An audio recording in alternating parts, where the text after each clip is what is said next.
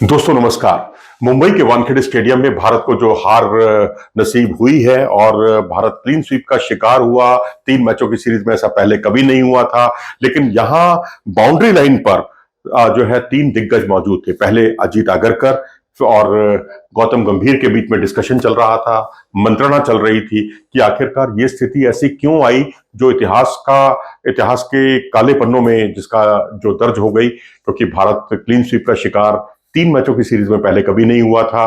और धीरे धीरे उस बातचीत में रोहित शर्मा भी आ गए बाद में, तो फिर तीनों बहुत देर तक उनके बीच में मंत्रणा चलती रही।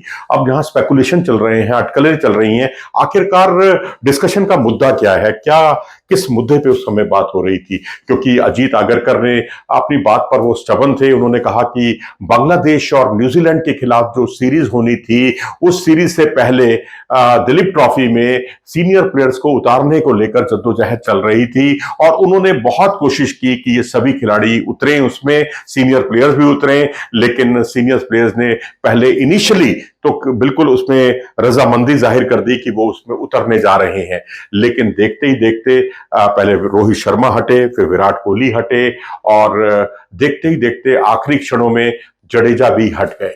यानी रविचंद्रन अश्विन को लेकर भी बात हुई थी, उन्होंने भी पहले भरोसा दिखाया था और वो वैसे भी डोमेस्टिक क्रिकेट में उतरते रहे हैं, लेकिन वो भी नहीं उतरे। तो इस तरह से अब सवाल ये है कि रोहित शर्मा, विराट कोहली, जडेजा जो T20 वर्ल्ड कप जीतने के बाद T20 क्रिकेट से अवकाश ले चुके हैं, रिटायरमेंट ले चुके हैं, उसका ऐलान कर चुके हैं, तो वो भी अब उनके पास वक्त ही वक्त है।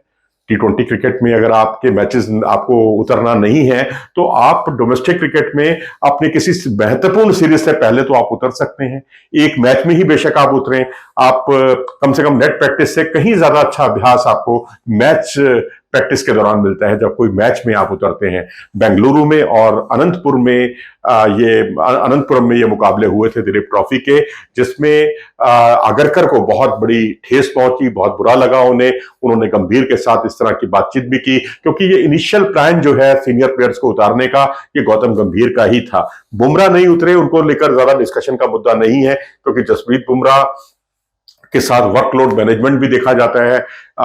डोमेस्टिक क्रिकेट तो उतरना दूर की बात है, उसके अलावा भी जितने वो अंतर्राष्ट्रीय मैचों में उतरते हैं, तीनों फॉर्मेट वो खेलते हैं, उसमें भी उनको बीच बीच में रेस्ट दिया जाता है, आराम किया जाता है। तो इससे एक तो फायदा ये होता है कि जो डोमेस्टिक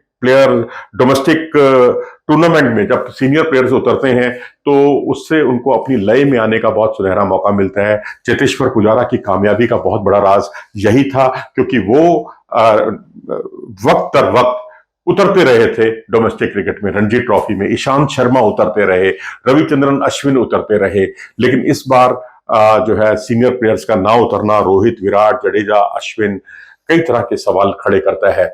विराट का हश्र आपने देखा, रोहित का देखा, 10 पारियों में 192 रन महज बना पाए विराट कोहली, जो उनकी जो करियर औसत के साथ कहीं भी मेल नहीं करता, मेल खाता।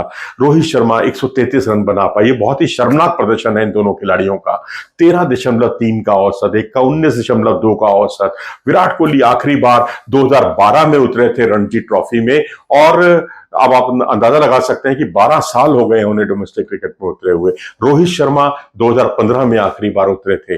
अब यहां पर सवाल यही है कि अगर आप लय में नहीं है और डोमेस्टिक क्रिकेट से आप दूरी बना के रखते हैं, तो फिर इस तरह के रिजल्ट्स आने के लिए आप तैयार रहिए, और इससे ना सिर्फ आपका नुकसान होगा बल्कि टीम इंडिया का भी नुकसान होगा। तो इसमें गौतम गंभीर का ये जो मूलभूत आइडिया था, इसी को आगे इंप्लीमेंट किया था आगरकर ने। लेकिन रोहित शर्मा उस समय पूरी बातचीत में निरुत्तर से दिखाई दिए, क्योंकि वो खुद कल्प्रिट थे, वो खुद नहीं उतरे थे डोमेस्टिक क्रिकेट में, और उनका परफॉर्मेंस भी जो है उनको चुप्पी साधने के लिए मजबूर कर रहा था। अपनी राय दें इस बारे में कमेंट सेक्शन में जाकर, और वीडियो को लाइक करें, चैनल को सब्सक्राइब भी करें। नमस्कार।